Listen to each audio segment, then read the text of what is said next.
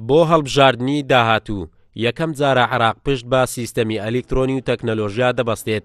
سەرۆکی لقی هەولێری کۆمیسیۆنی باڵای سەربەخۆی هەڵبژاردنەکانی عێراق ڕای دەگەێنێت تا ئێستا 122 وڵاتیان کارتی دەنگدانیان وەرگرتووەتەوە و لە سنووری پارێزگای هەولێریش 1,120,000 کەس مافی دەنگدانیان هەیە. سیستەمی هەڵبژاردننی ئەم جارەی کۆمیسیۆن سیستمێکی تەکنەلۆجیە ئیرادەی ئینسانی تیانە ئەگەر بێت و ڕێکارەکان بە شێوەی تەواو پەیڕەو نەکرێت ئەو دەنگدەرە مافی دەنگدانی نابێت، واتە بەبێ کارتی ئەلکترۆنی و بایۆمەتری دەنگدەر ناتوانێت بە هیچ شێوەیەک دەنگ بدات. ئێمە لەوەتی دەستمان پێکردووە 122 کارتمان دابش کردوتەوە.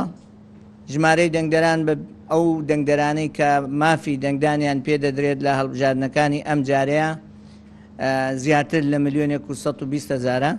وەزارەتی پەروەردە تاکە هاوبەشی بەرفراوانی کۆمیسیۆنی باڵای سەربەخۆی هەڵبژاردنەکانە بۆ سەرخستن و بەڕێوەچوونی پرۆسەی هەڵبژاردن.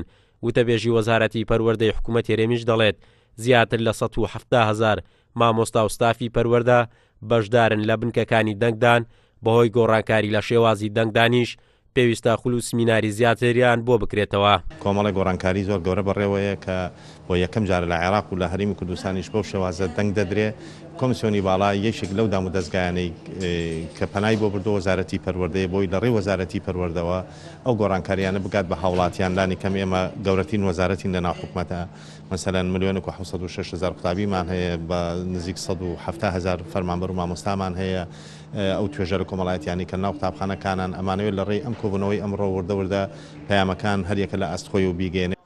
تا ئێستا زیاتر لە 160 وڵاتیانی هەرێم بەشداری سیستەمی بایۆمەتریان کردووە بۆ هەڵبژاردنەکانی داهاتووی عێراق.